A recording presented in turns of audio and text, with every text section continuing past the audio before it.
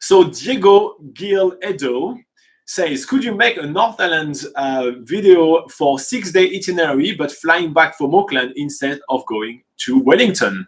That's a response question to one of our videos. Oh, cool.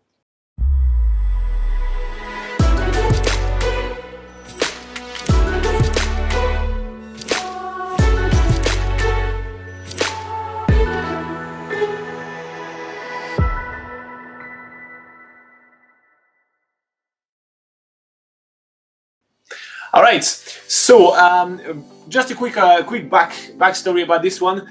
So we did a video called the 6-day itinerary on the North Island, and Diego basically went on that video and said, okay, your itinerary finishes in Wellington, and I want to fly off from Auckland. So I would like to adapt this itinerary a little bit.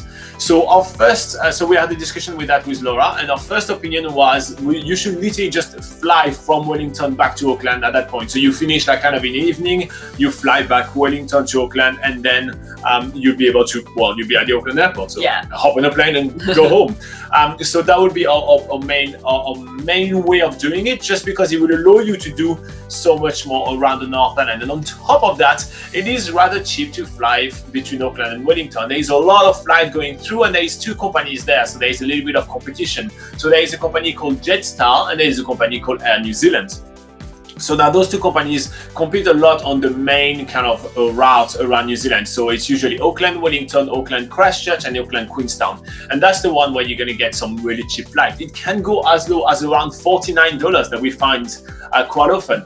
So just to put that into perspective, $49 would be much less. That would be probably about a fifth of what you'll be spending gas making your way across, from Wellington to Auckland. So that'd be so much easier for you to do that. And on top of that, you can just give your car back and have a little bit of a break, because no matter how you cut it, if you just do 6 days on the North Island, you will be driving a lot, and it's not necessarily super pleasant to spend literally the only 6 days you have in New Zealand driving and driving again. So you may want to have a little bit of a break right here. So that's our first kind of take on it. The other options that you could have would be to take a bus. There are some night bus which are driving from Wellington to Auckland. So another option will be to finish on the 6th day of that itinerary that we showed, and to literally in the evening hop in the bus, and in the next morning you're going to be waking up in Auckland, and the bus actually stop at the Auckland airport, so you can hop on your flight and go back home. Now the night bus are comfortable-ish. They're not the least comfortable buses, but they're not beds, so it's better than your normal bus. So they literally have like lay flat beds, right? So they're not the least comfortable stuff, but they're not the most comfortable one. And on top of that, you are about to take a rather long flight going back home. I don't know where you're from, but usually people fly about 10 to 20 hours to come to New Zealand. So you're about to embark in a very long and hard journey for your body. So I'm not 100% sure if I would love to do that, but that's another one of your options. So our first take on it is stick to the same itinerary that we gave you, because it shows you the best of the North Island, because it allows you to do a lot more. But maybe try to connect from Wellington, so fly or bus there. Now, if you don't want to do that, we still came up with an itinerary for you, just because we don't want to leave you hanging. So we came up with an itinerary for you to spend 6 days on the North Island without making it too crazy. So we're gonna start in Auckland, obviously. We're gonna go to Rotorua while stopping by Waitomo, and then we're gonna go to Tongariro, and then we're gonna drive back toward Auckland and stopping by Hobbiton. All right, so that's basically what we came up with for you. Whew, that was a hard one to do. Look at that, the map is back. I know that you guys really love the map. So here we go. Laura, do you want to get started? So we're starting in Auckland, right? So I think on your first day, you're arriving at the Auckland airport, which is about 45 minutes south of Auckland City. So I think the best thing to do is to make your way towards Rotorua, stopping by Waitomo on the way there. So just to give you an idea, that route kind of looks like this.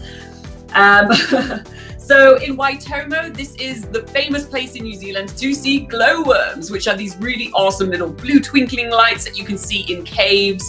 And in Waitomo, they also have amazing limestone caves, which you can experience in a variety of ways. You can go caving, you can go blackwater rafting, which is essentially getting in a big inflatable rubber ring and sort of riding some gentle rapids through the caves, doing some abseiling, but you can also do some more mellow activities like doing a walking cave tour or getting in a little boat and which takes you out onto like a little lake in the cave where you can see an amazing amount of glowworms. Or if you want to do some free things in Waitomo, there are some bushwalks that you can be doing which actually have glowworms along them at night. We have loads of activities listed on our free things to do in Waitomo article, which we have on BackpackerGuide.NZ. So we'll make sure to link that in the description when we do the rebroadcast of this video. So that's what you can do in Waitomo on the way to Rotorua. So on that day, you're going to stop in Rotorua. Now, when you arrive in Rotorua, you can do, well, if you arrive early enough, you can go to one of the beautiful geothermal parks that they have over there. We think about Puya or Wayo Tapu, which are absolutely wonderful. They're all those pictures of like super bright orange lakes and those kind of really colorful stuff. So that's really awesome to visit. If you arrive a little bit later, maybe you can join a Maori evening, which is really awesome, where you're going to get to experience, the Maori culture. You're going to see a Maori show. You're going to try the hangi, which is a traditional Maori meal. You're going to visit a Maori village.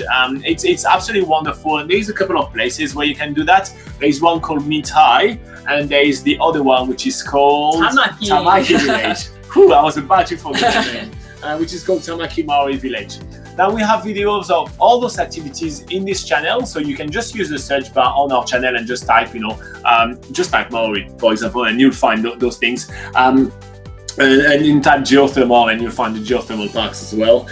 So there is really a lot of amazing things to do in Rotorua, and it's really a great place to explore. So we advise you to have a couple of days there and actually do at least those two activities, if not more. Yeah.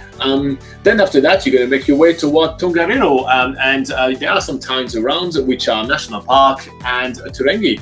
Yeah. On the way down to the Tongariro National Park, you could be stopping in a little place called Taupo, which has skydiving, bungee jumping. It's kind of like the adventure capital of the North Island. So if you have any of those, big epic activities on your bucket list, even whitewater rafting, jet boating, you can do them from Taupo or a little town just below it called Turangi. And on the way through, they're the towns on the way to the Tongariro National Park. And most people know the Tongariro National Park for being the home of the Tongariro Crossing, which is New Zealand's most popular day hike. And that takes you along some awesome volcanic scenery with the Emerald Lakes, some steaming vents from the volcanoes, and Mount Nauhoi, which is Mount Doom from the Lord of the Rings. So you will need to spend a whole day. You'll need to put a whole day aside to do the Tongariro crossing, but you might be able to fit that into your 6-day itinerary. Otherwise, in the Tongariro National Park, there are plenty of other hikes to be doing, and we do list them all actually in an article that we have on BackpackerGuide.NZ, which is the walks from Whakapapa and National Park Village, and we'll make sure to link that up in the description below as well.